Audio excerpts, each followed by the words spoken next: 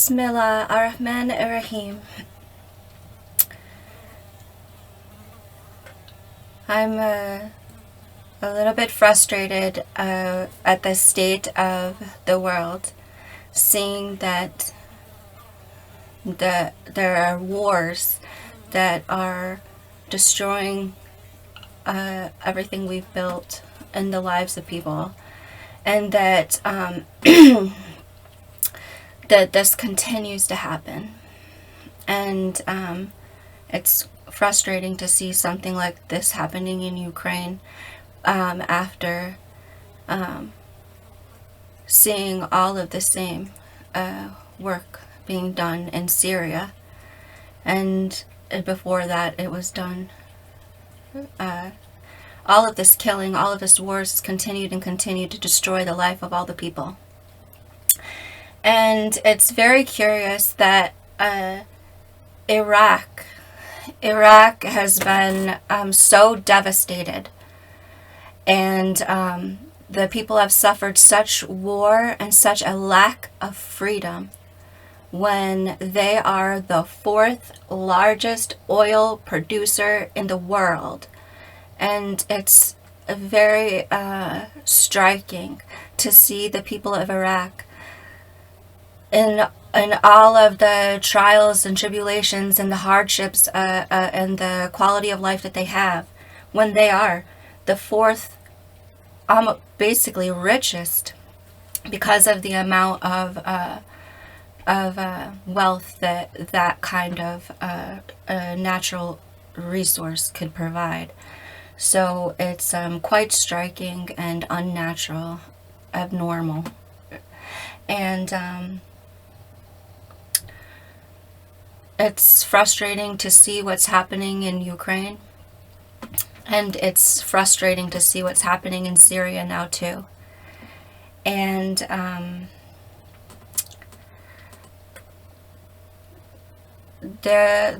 every war, all the wars, the people who live in a country, they expect, they are working together so that, and they have laws to stop people from attacking other people, and to stop people from taking advantage of other people in ways specifically that violate human rights. So people in the world decided that there was a kind of life that you have to live. There was these things about life that everyone should have, and they were called human rights. And the law is to stop people from taking advantage of those human rights, and the law is to stop people from attacking others. So the war, if you're gonna stop using the law and you're gonna say that you've got to go do a war, then how can all of the other countries know that your country and your army, it's what it's doing, it's not dangerous? So every country has an army, and when those armies go around into other countries and start doing things that are not involving the law because they're involving war, then we made this agreement between everybody that that we're not going to do wars, because the way of life is not to use wars for things, and it's to use laws for the country. And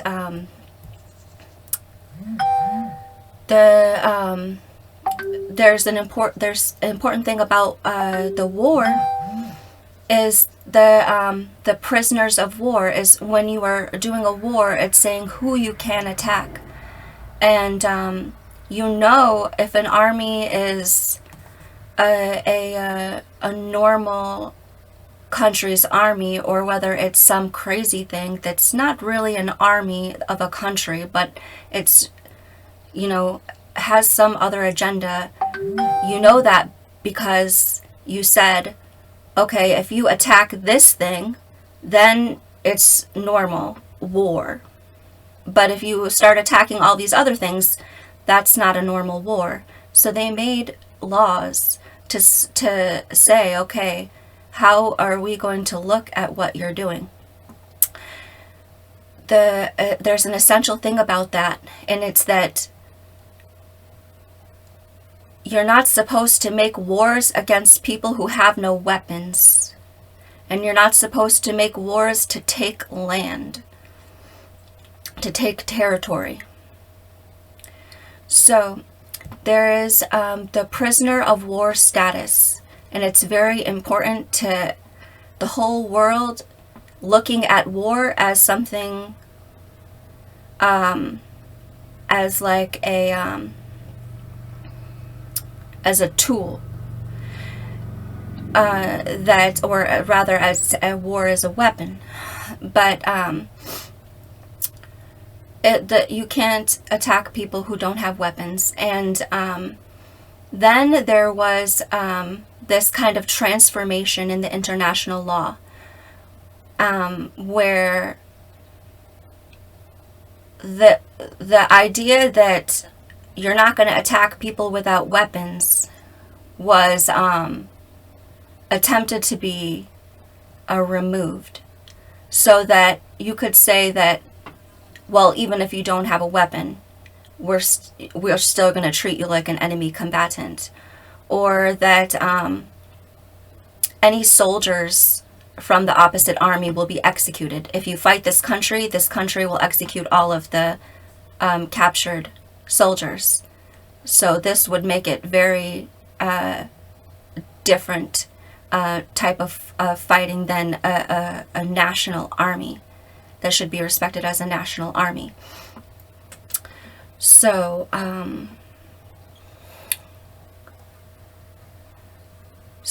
when you have a country and you tell all of the 18-year-old men that they must go in this army and they must fight this other country, and then this other country says, well, if you fight me, I'm going to put you in jail, then you have total, complete oppression.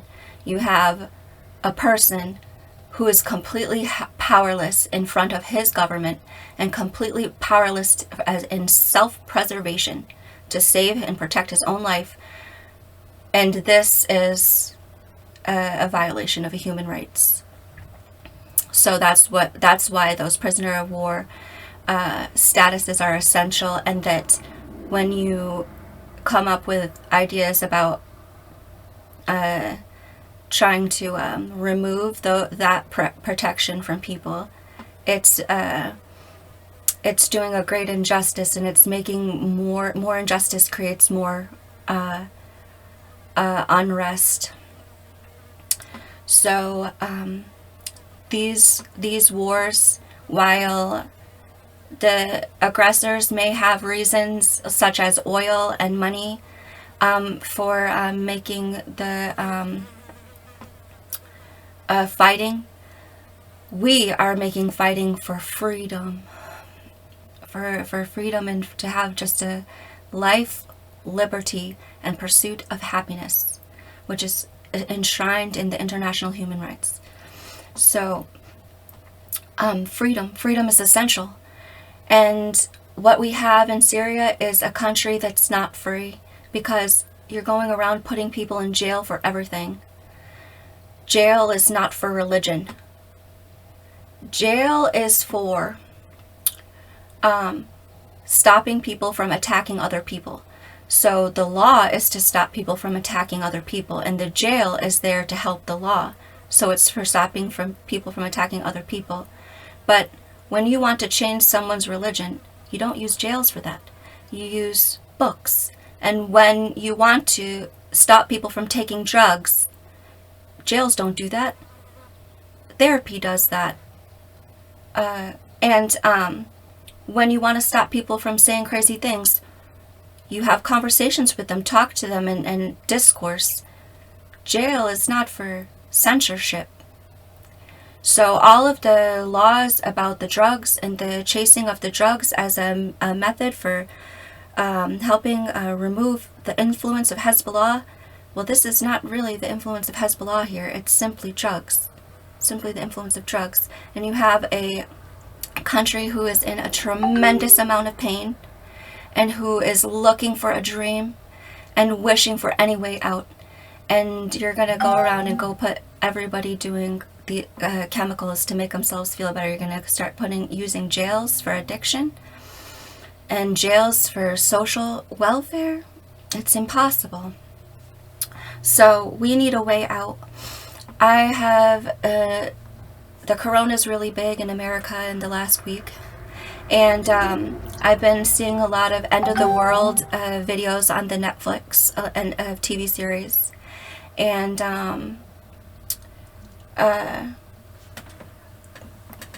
there is something you can learn about the end of the world. But the end of the world, it's about the destruction of everything you have and having to start rebuilding your home, rebuilding your shelter, and reestablishing life in a land.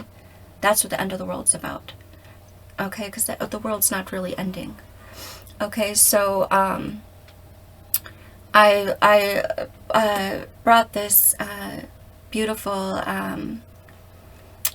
teaching out of it, and it was from the TV series Lost in Space, which Lost in Space, it's based on a book, and there was a movie of it too. And the whole family goes into outer space in order to find a new planet because Earth is dying. And because it's a family, anytime one person gets left behind, all of the people of the family do everything that they can to save that person's life. And in new planets, in incredible danger. There's so many dangerous things everywhere. It could be very hard to find the way out, or to find the path to life through all of this treacherous landscape. And so because it's a family, they always do everything they can and risking their lives to do the impossible thing. If it looked like impossible, and you look around and you thought, there's nothing we can do, nothing, what are we going to do? They would take that little tiny little thing that they could find and use it, and don't be afraid, and make your way out. And so this comes from the diary of the 18-year-old daughter, Judy Robinson. And this is what her father taught her, that to be as careful as you can be careful, and to expect the unexpected. To expect the unexpected is to look out.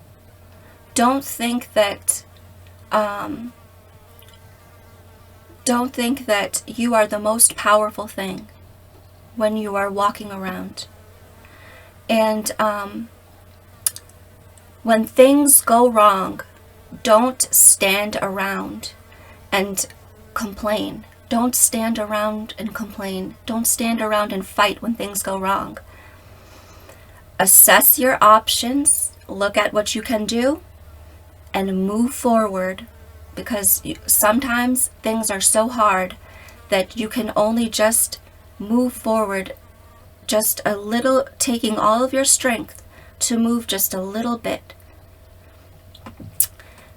And let everything you do be guided by the well-being of the children in your care, because the children show this innocence about life that you're supposed to learn, that the world's supposed to be good to you and nurture you, and that you shouldn't use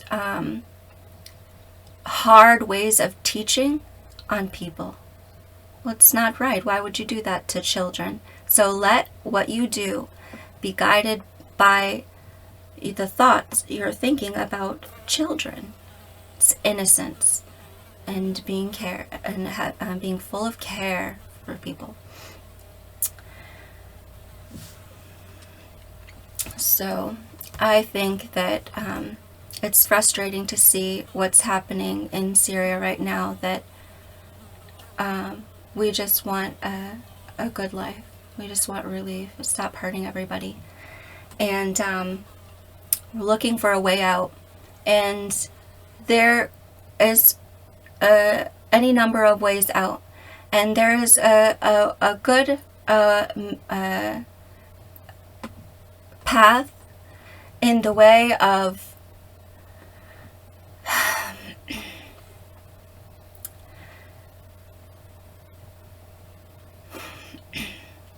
there has to be a way to stop the fighting in Syria and to let us move forward. And there is a way in moving forward that helps make life better for people. And one of those ways is to try to coerce the cooperation of the United States government, because there are resources that we need, and we need to get them from somewhere. And when you look around and you think, what can I use to solve this problem? That's a really good idea. And there's not many ideas. So imagine that the United States was to give $10 billion to al-Jolani's army and the Salvation Government for Idlib, and say that $10 billion now is being invested into the city of Idlib for the people. How will that change what's happening in Syria? Would it lift the oppression? Would it change the life of the people to relieve them, to bring them relief? I think it would bring a quick relief to the people and restore their rights to and that it is in our rights to receive that money. Absolutely. And that once the if Idlib is forgiven and the armies are forgiven, and Idlib is allowed to organize itself with the people that it has, because those are his brothers, his cousins, his family, the people he loves. That's what he wanted. And if you were to forgive them and to allow them to move forward, that that is very powerful and essential, because there is not only the power base of the city of Idlib, but there is 2.5 million people living 3 sheets from the wind and camping around the city, and whose futures are being oppressed. And that when you have replenish Idlib, then it would just be such a tremendous base of power, and the rest of the north will follow behind him.